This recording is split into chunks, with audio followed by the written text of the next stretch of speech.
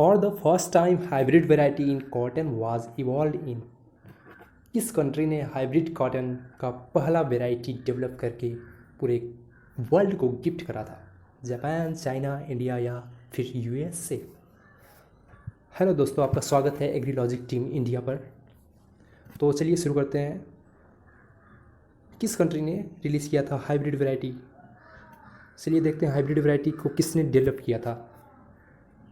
जो कॉटन की hybrid variety है H4 वाज डेवलप्ड इन 1970।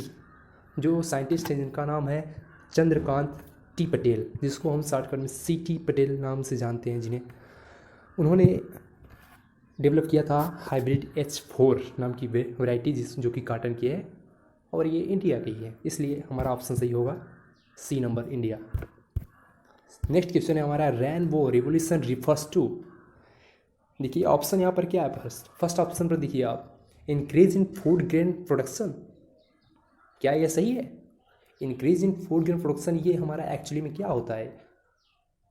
जो फूड ग्रेन प्रोडक्शन है उनका जो प्रोडक्शन है बहुत ज़्यादा इंक्रीज हो जाना, इसको हम ग्रीन रिवोल्यूशन के अंतर्गत रखते हैं। और सेकेंड ऑप्शन क्या है? Overall development of agricultural sector.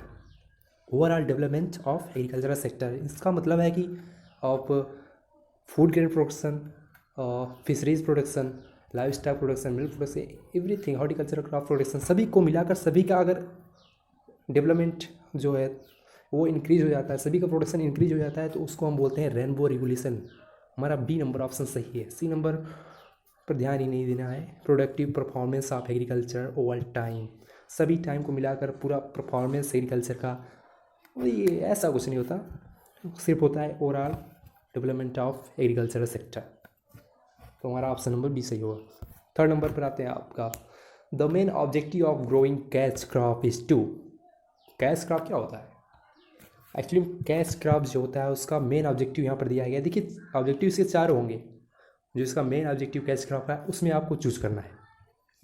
पहले जानते हैं कि कैश क्रॉप होता क्या है। Cash crop is fast growing crop that is grown between successive planting. एक फास्ट ग्रोइंग क्रॉप होता है, बहुत अन्य क्रॉप्स की अपेक्षा ये कैश क्रॉप जो है ये कम टाइम में मैच्योर हो जाता है। फर्स्ट पॉइंट ये है इसका। फॉर एग्जांपल कि रेडिसेस जो होते हैं मैच्योर हो जाते हैं, उनके सीड से अगर आप ग्रो करते हैं तो 25 से 30 दिन के अंदर, तो वो हम वेजिटेबल्स के बीच में लगा सकते हैं। जैसे कि 2 वेजिटेबल, जैसे कि पोटैटो, और उसके पहले अभी आप कोई क्रॉप लगाए हैं तो उनके बीच में जो टाइम मिलता है आपको उसके अंतर्गत आप लगा दिए और वो 1 महीने के अंतर्गत आप तैयार हो गया। वो आपका टाइम जो खाली फील्ड पड़े रहने का था वो आपका यूज हो गया। और सेकेंड की लॉसेस, पिछले क्रॉप के लॉसेस जो थे वो इसमें इंक्लूड हो गए। आप लॉसेस नहीं सहेंगे अगर आप कैश क्रॉप लगाते हैं तो, ठीक है। और एक थर्ड पॉइंट क्या है कि ये हार्वेस्ट जो होता है, इसका हार्वेस्टिंग होता है मेन क्रॉप के बिफोर, पहले हो जाता है। अगर मान लीजिए आप मूली छोड़ भी दिए, खेत में लगाकर छोड़ भी दिए, और उसके बीच में आपने मेन क्रॉप लगा दिया, जो मूली की लाइनें थी उनके बीच में आपने मेन क्रॉप लगा दिया है, और फिर मेन क्रॉप का जो मैच्योर टाइम होता है, हार्वेस्टिंग टाइम होता है, उसके पहले ही ये हार्वेस्ट किया जा सकता है कैश क्रॉप को। तो देखते हैं ऑप्शन क्या है। Add more residues to the soil, मतलब कि सॉइल में और रेसिड्यूज की मात्रा बढ़ाने के लिए, ये हमारा मेन ऑब्जेक्टिव नहीं है। सप्रेस वीट, मतलब वीट को दबाने के लिए, ये भी नहीं है। प्रिवेंट क्रैकिंग ऑफ सॉइल, जो सॉइल में क्रैक्स होते हैं उनको बचाने के लिए, ये भी मेन ऑब्जेक्टिव तो नहीं है। ऑब्जेक्टिव है लेकिन ये मेन ऑब्जेक्टिव नहीं है हमारा। देखिए D नंबर क्या है, get an additional income. Get an additional income without further investment, यही है हमारा ऑप्शन करेक्ट वाला। अब बढ़ते हैं नेक्स्ट क्वेश्चन पर। The nitrogen fertiliser use efficiency in rice can be increased by using. Option है sulphate coated urea, second option है urea super granules, third option है BG, फोर्थ है both A and B। Sulphur coated urea and urea super granule, ये जो होता है ये slow release nitrogen fertiliser करते हैं, स्लो रिलीज करते हैं ये लोग। ये काफ़ी एक बार यूज़ करने पर काफ़ी टाइम तक रिलीज़ करते हैं, स्लोली। थोड़े थोड़े मात्रा में रिलीज़ करते रहते हैं।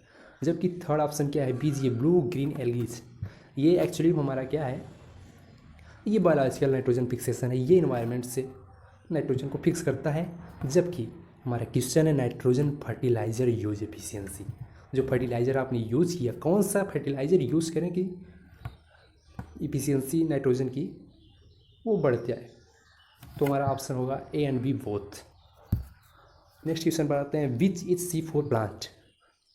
ये C4 एंड C3 एंड होता है कैम प्लांट, तीनों में काफ़ी सारे डिफरेंस होते हैं, उसके लिए एक अलग से वीडियो बनाएंगे। पहले देखिए फिलहाल शुगर केन हमारा C4 प्लांट है या नहीं, वीट C3 प्लांट है, शुगर बीट भी C3 प्लांट है, पाइनएप्पल जो है हमारा वो कैम कैम प्लांट के अंतर्गत आता है, और शुगर केन ही हमारा एक ऐसा यहाँ पर ऑप्शन है जो कि C4 प्लांट में आता है।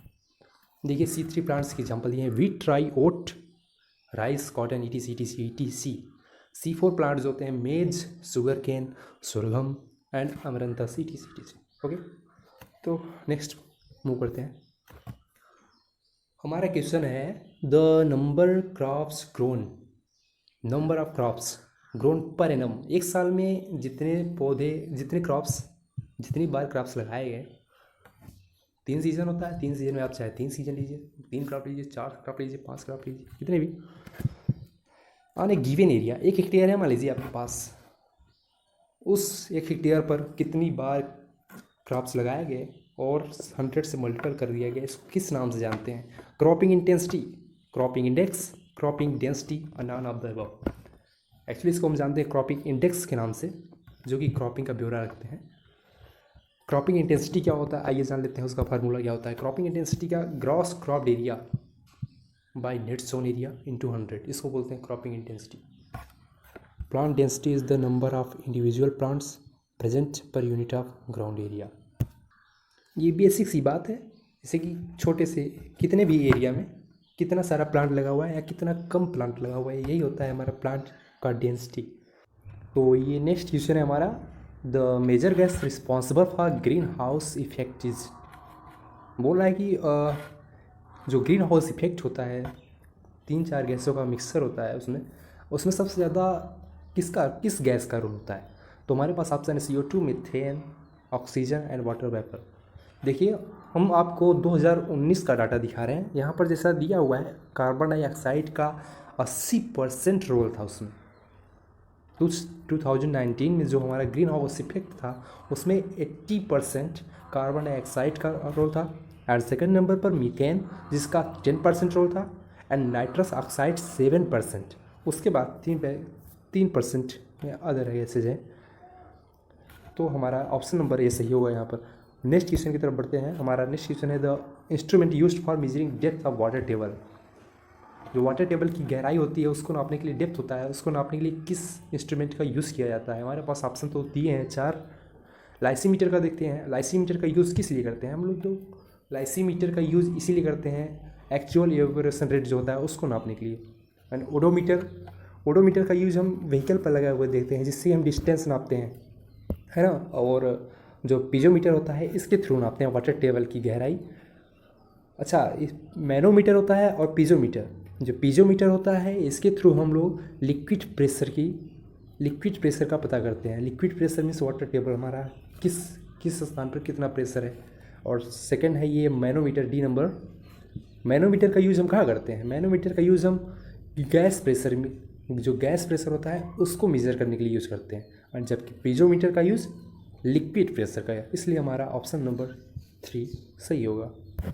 नेक्स्ट क्वेश्चन हमारा, रेनी डे रिफर्स टू, ये आप सबको पता होगा, रेनफॉल ऑफ 2.5 mm और मोर। एक दिन में 24 घंटे होते हैं, 24 घंटे में मिनिमम 2.5 मिलीमीटर की बारिश होनी चाहिए। चलिए बढ़ते हैं नेक्स्ट क्वेश्चन की तरफ, जो है weed that has become an integral part of crop ecosystem. अच्छा, क्या कहने का तात्पर्य क्या है इनका? ऐसा वीड जो कि हमारे क्रॉपिंग सिस्टम का एक इंटीग्रल पार्ट बन चुका है, उस वीड को क्या बोलते हैं? देखिए यहाँ पर 4 ऑप्शन है। पहला है नॉक्सियस वीड। नॉक्सियस वीड का मतलब आप भली भांति जानते होंगे। नॉक्सियस वीड वो होते हैं जो हार्मफुल होते हैं living organism, crop, human, animal, etc के लिए, जैसे कि स्ट्राइगा हुआ।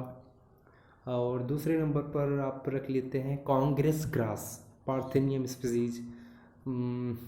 वो पार्थेनियम स्पीसीज जो होता है उनके पेरेंट्स प्लांट और जो उनके डॉटर प्लांट होते हैं वो एक दूसरे को भी इफेक्ट करते हैं। उस टर्म को क्या कहते हैं आप कमेंट करके बता सकते हैं हमको। और सेकंड वीड का नाम है एलियन वीड। इस वीड को कैसे आप प्रेजेंट कर सकते हैं?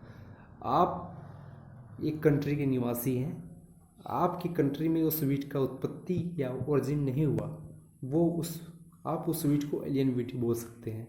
जैसे कि इंडिया में पार्थेनियम स्पीसीज बाहर से आया, वो हुआ एलियन वीड। थर्ड नंबर पर क्या है? Satellite weed. सैटेलाइट वीड और ऑब्जेक्शनल वीड एक दूसरे से काफ़ी मिलते जुलते टर्म हैं। आप इनको इस तरह जान सकते हैं। ऑब्जेक्शनल वीड जो होता है इसकी सीड को आप मेन क्रॉप से अलग नहीं कर सकते। जब आप हार्वेस्टिंग के बाद जब आप सीड को अलग करते हैं तो आप अलग करने में बहुत ही दिक्कत होगी, क्योंकि इनका साइज एंड शेप सेम होता है मेन क्रॉप की तरह।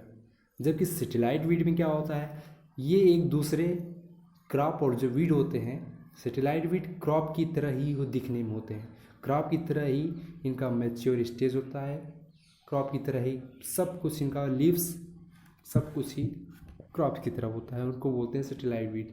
जैसे कि सैटेलाइट वीड का एग्जांपल होगा, आपने देखा होगा फैलरिस माइनर वीड होता है वीट की खेत में। और ऑब्जेक्शनल वीट का एग्जांपल आप जान सकते हैं, जैसे कि वीट की फील्ड में हिरनखुरी का प्लांट लगा हुआ है, उग गया है, वीट लगाए नहीं जाते, उग जाते हैं, है ना। जो हिरनखुरी का सीड होता है वीट के सीड के साइज आकार क्या होता है, सेम आकार का, इसलिए उनको अलग करने में बहुत ही परेशानी होती है। तो हमारे आज का क्वेश्चन बस इतना ही। आपका बहुत बहुत धन्यवाद हमारे साथ बने रहने के लिए। लाइक सब्सक्राइब आपके ऊपर है, फॉलो कीजिए हमको इंस्टाग्राम, फेसबुक, टेलीग्राम, ट्विटर पर। धन्यवाद।